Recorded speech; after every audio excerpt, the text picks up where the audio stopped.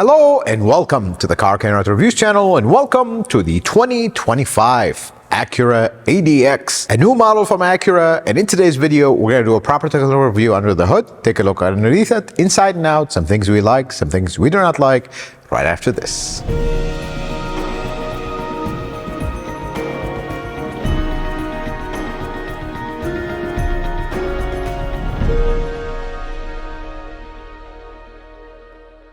Let's start our technical review under the hood, starting with the engine. So the ADX has one engine option. You have the 1.5 liter four-cylinder turbo engine, the L15BE. Let's dive into its mechanical construction. So at the very top, you have a plastic valve cover. You have a one-piece cylinder head with variable timing control and VTEC.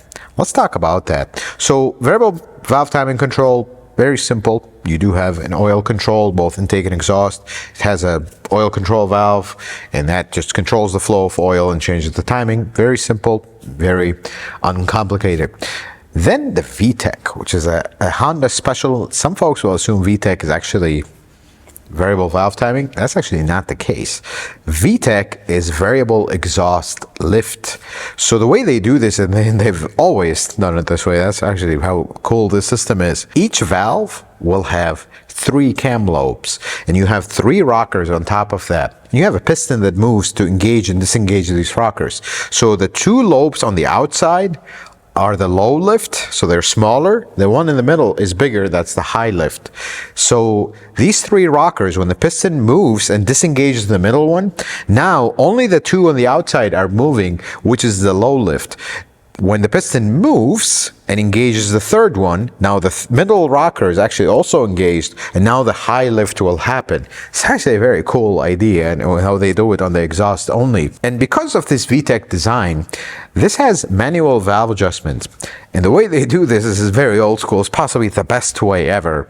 You have the nut and you put a little Phillips screwdriver to adjust the length of the rocker. The easiest thing to adjust it. This is a timing chain engine. It does have one timing chain. It does have an internal hydraulic tensioner for the chain. The oil pump is actually bolted on the nose of the crank, is directly driven by it. That's actually a pretty cool design. Don't see that a lot. That's usually how a timing belt engine would be, but this one has that. And then the block of this engine is an aluminum block. It's very basic, super basic. You don't have integrated main caps, just individual main caps. Some oil jets for the pistons, things that are very basic in this block. The cooling system on this engine is also very basic. You have a belt-driven mechanical water pump, you have a thermostat, no fancy valves, nothing, everything is very basic. Now this engine is turbocharged, and I love that the turbo sits in the front, not in the back. Right there, everything is wide open. Love the location of it. This turbo is oil and coolant cooled. This turbo does have an electronic wastegate, which the actuator is right there, right in front of you as soon as you open the hood. And then it does have an air-to-air intercooler. Now the fuel system in this car is direct injection only.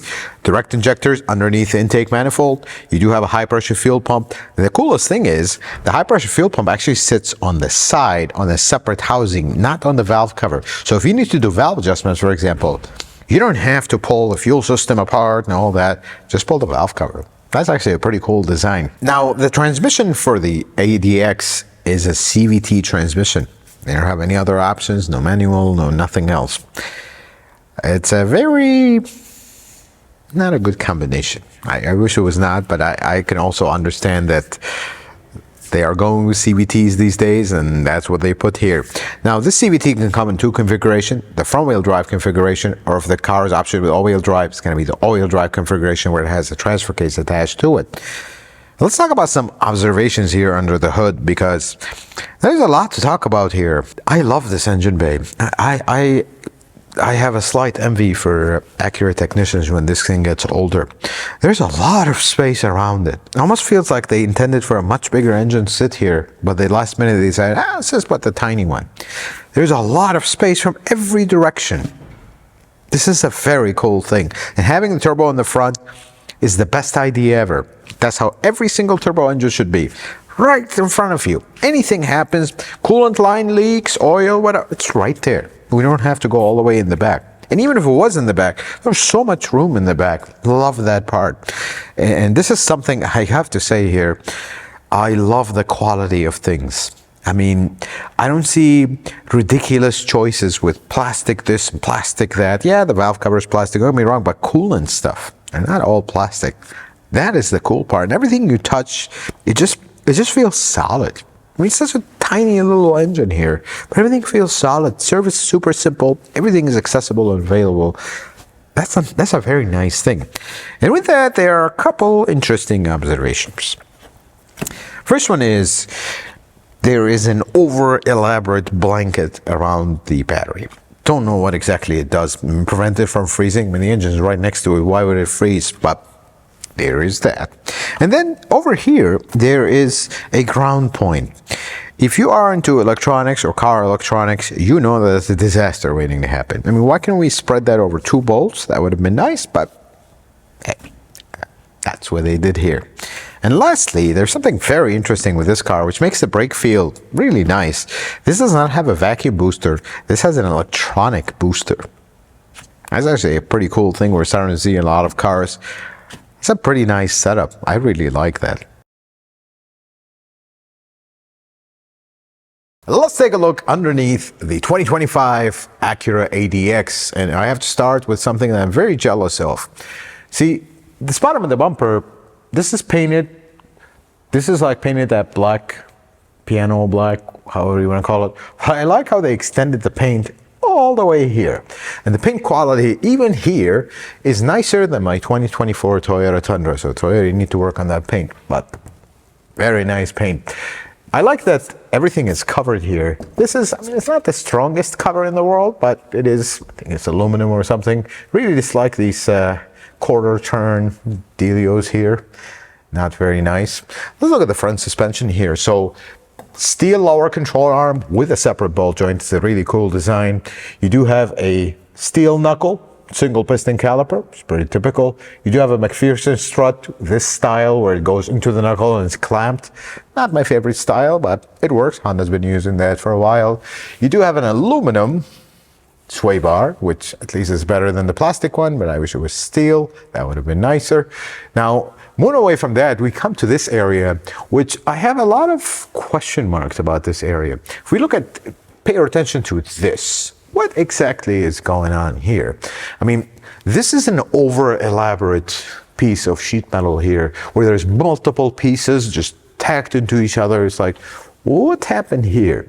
My favorite part is, okay, so we put seam sealer here, we put it here, and then this is wide open. So what's the point? I don't know. Yeah.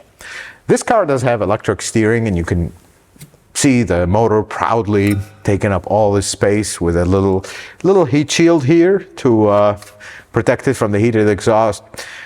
For service, this is going to be a problem because it's a pretty tight space. But something I want you to see, if you come around here, look how much space there is between the engine and the actual bulkhead. That's pretty cool. As we talked about, there's a lot of space around this engine.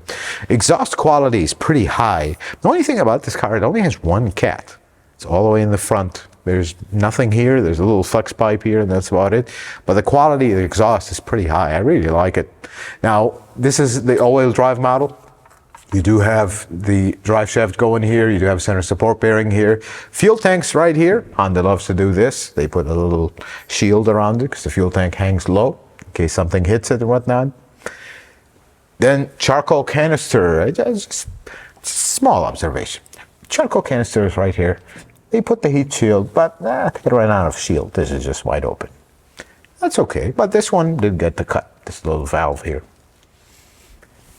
This is an all-wheel drive model. You do have the disconnect mechanism and then the differential, very little differential. Feel like the disconnect mechanism is bigger than the differential, but cute little axles. That's perfectly fine. This is not like an off-roader or something. This is something just to help for traction.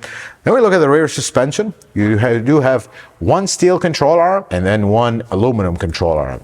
I don't know why that is the case. You do have an aluminum knuckle, aluminum backing plate. That's actually pretty interesting. Single piston caliper with the integrated park and brake. You do have the shock and the spring that are separate, and this shock clearly says Honda in a very strange font. Never really seen that font before. It's pretty cool.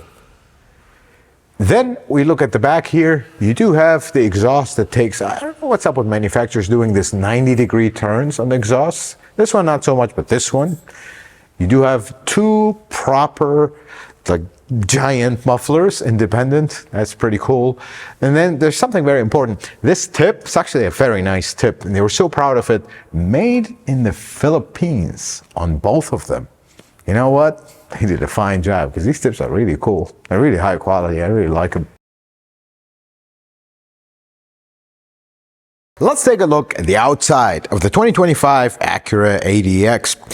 This one looks, I think it looks pretty good. They kind of took the HRV, which was not a bad looking car. They made it even better.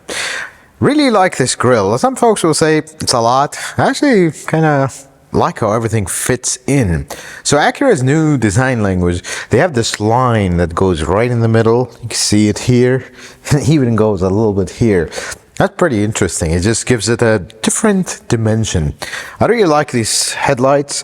I guess the best way I'll describe it is it's an angry headlight. Very angry. For a car that is not very angry elsewhere, just here. Looking at the side here, these are piano black painted. Looks okay. I think body color would have been nicer. But then we look at the smaller stuff. A lot of manufacturers are doing this. This is higher than the belt line to give you better visibility, but gives the car that stately look in the front.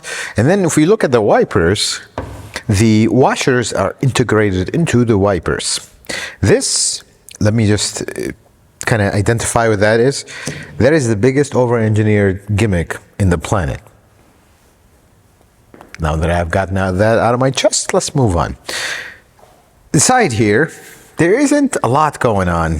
There's a little bit of a design here, a little bit of a line that kind of slopes down as it goes. I like that they kept it simple. And this follows a lot how the HRV looks like. Now, this is where they follow the HRV too much. This is a luxury car. You can lock and unlock the doors in the front. Can't do that in the rear. I understand this doesn't cost a lot, and that is a nice thing, but that would have been nice. Moving on from that, this is probably the biggest cue to the HRV you're going to see. This part right here. So even on the HRV, I thought that was a pretty interesting design that they slanted this like this. But otherwise, everything else is pretty unique to Acura. These tail lights, this is their new design language. I like that the logo just looks great here. And I like that they didn't super get carried away with the badging. ADX, all-wheel drive, A-spec. I can live with that. This one doesn't have the biggest bumper in the planet. It just have it a little bit. It's not completely flush like some modern cars we're seeing here. Let's look at the back here. This is a power door. This particular one. It's a decent storage area. The slant is a little bit taken away from your storage area, a little bit of the wheel well intrusion, but it's a decent area for a car of this segment. Now underneath here, initially you look, oh, there's no spare tire. Well, actually there is. There is one right there. Pretty cool. We like how these basic cars remain basic like that. Now let's talk about the motor, which I really like this one. Single motor. Which was dual, but look at where the wire is. Goes inside the hatch. That's probably the best thing about this design, because if this shock ever goes out and you need to do something, you're not tearing half the car apart. You just pull this panel, which is very simple. Speaking of this panel, look at this design that they have here. I mean, something very simple in the plastic. This just gives it a very interesting character. And they do this here as well. It's something different, not just a slob of plastic. And then here, they had to differentiate themselves from everyone else. This just closes the door. This one, if you had the key on you, you press it, and when you walk away, it'll actually close the door. That's pretty cool, because if you have stuff here, you press this button, you carry your stuff, you walk away, the door will close after you walk away. That is actually a pretty cool feature. Let's take a look at the interior of the 25 Acura ADX. I gotta say one thing, when you first look at this interior, it feels like, wow, it's a luxury car. It's very, very basic. But you know what? That's possibly the best thing about it, because they took luxury a different route here. I feel like everything is nice, basic, simple, does not intrude into your way. And that's the best part about this. I mean, you look at the steering wheel. It's very nice, simple steering wheel. The steering wheel heater button is right in the middle of it. Very simple controls. It doesn't take you more than a second to get used to all of them. And then you look at the infotainment system. While it does feel a little bit generic at times, but it works very well. Wireless Apple CarPlay, Android Auto works very well. The sound system on this particular trim is amazing. It's actually very nice. It is a Bang & Olufsen sound system. It does have a very interesting speaker on the pillar here. And then you also have speakers on the roof. That's actually a pretty cool touch. You look at the controls in the middle. Everything is physical. The infotainment system is just a radio. That's all it does. You have physical HVAC controls. You have a proper cable shifter. You have all your other controls right next to it.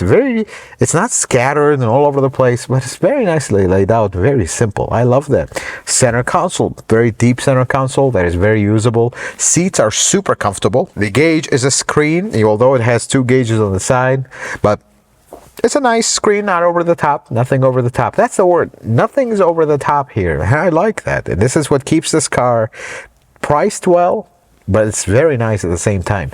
The only thing I wish they didn't do is put this thing here to kind of make it a cockpit, so it's focused on the driver, because that just takes from your passenger room and makes it more claustrophobic. That's what I feel about it. Driving this car, the best way I describe it is it's a nice car. It's a sensible car. It's a sensible luxury car. Usually those two words you don't find a lot in 2025, but this one does that very well. The only concern I have with this is it's a little bit on the loud side for a luxury car, and it's very slow. And when I say very slow, I mean don't merge until you get used to it, because it's very slow and very drony, and that's the only thing that intrudes. But when you drive it normally, though, you really don't feel it as much, and it just, the simplicity and kind of the humbleness of it just makes you smile, because the luxury part of this car is not gizmos and features. It's just the comfort level. It's very comfortable. You don't need to think a lot to operate this car, and that's what makes this interior just exceptionally made to me. Let's take a look at the back seat of the Acura ADX, which in my opinion is the best thing about it. I mean, I'm 5'7", this is my driving position. It's a pretty roomy back seat. Usually cars in this segment, the back seat takes a hit. Not in this one. The only thing though is, you know, headroom, it looks like I have a lot, even though this has the panoramic sunroof. But if the seat is low, so look at my thigh angle here, that's the only compromise that there is here, because if they raise this, your headroom will suffer. That's the only downside. I mean, it's a pretty interesting back seat because the leather wraps all the way around this particular trim. You do have two USB-Cs, you have two vents, you have some lights here. I mean, I think this is one of the best things about this. It's an actually usable back seat in a small compact SUV like this. I like that. Let's talk about some things I do not like about the Acura ADX, starting with the luxury side. I mean, you buy this because it's a luxury car. It's a little bit on the loud side. I mean, you immediately notice it. You expect an Acura to be very quiet. This is not. You hear a lot of road noise, a lot of tire noise. Not something over the top, but for a luxury car, I think it should be a little bit quieter. The second thing is the engine and transmission combination. Good engine, good transmission, don't get me wrong in that aspect, but for a luxury car to have an engine this underpowered and this lazy to deliver, and to kind of combine that with a CVT, not a very luxurious acceleration experience, let's put it this way. But again, I think the intended audience for this car perhaps are not looking for that, but just heads up, this is probably one of the droniest, loudest powertrains you're going to find in luxury cars, period. So, the Acura ADX. It's an all-new model, folks, and it's a very interesting one. Hear me out here, because this car, initially when you look at it from the outside, and you know that it's based off the HRV. Oh, here's another HRV with fancy leather seats and some different headlights. But when you look at it closer and you actually drive one, this is a pretty impressive car. It's the truth have to be said, because this is an almost gimmickless car. They took an HRV, which is already a good compact crossover. They kind of applied the Acura touch to it, but didn't go overboard. That's the word I want you to think about this car. It is not a typical over-the-top luxury car that is based off of the non-luxury counterpart brand. That's the best part about this. When you look at this, it's nice looking, it's sensible, it is comfortable, it is refined. It's actually a very nice car. But at the same time, it doesn't come with the luxury car tax. I mean, you can buy this at the base model, which is still very nicely equipped and very nice car, for $36,000 with destination fees. In today's world, that's actually not bad for a luxury car, because any other similar size luxury car you get into, it's gonna be a lot more than that. Here's what you get with this car. You get a very impressive back seat. Very surprising. You look at the size of this, it's not big, it's a compact crossover, but the back seat is very comfortable. All the interior just feels right. Everything feels right. And it drives nice. The best way I'll sum it is, this is the perfect car for the non-car enthusiast. And the reason being is, for a luxury car, it's a little bit on the louder side, but I get it. They kept the price down, so we can live with that. The second thing is the acceleration, or thereof, the lack of. Thing is slow. I mean, it is painfully slow. However, if you drive it normally and you're not in a rush, you won't feel it. It drives very nice, very refined. But if you need any kind of acceleration, yeah, it's not going anywhere. That's what I meant by the car for the non-car enthusiast, because that engine will drone and drone. The CVT is just, yeah, that's a limitation. The other thing is, since this is a car for sensible people and not for the car enthusiast crowd, guilty, a hybrid option would be really nice. I mean, Honda has come up with a very interesting hybrid system. I think this in a hybrid would make even more sense, honestly. Even if it's gonna increase the price, but justifyingly so, it'll get even better gas mileage, it'll be more refined. I think that would be an option I would love to see in this, because this is based off of the HRV, which is actually an excellent compact crossover. It's very sensible. But if you go into the highest trim of the HRV and you feel like, but I want something a little bit nicer, look nowhere else, because in the compact crossover, kind of sensible luxury cars, to me, this is easily at the top, because it's actually a great package overall.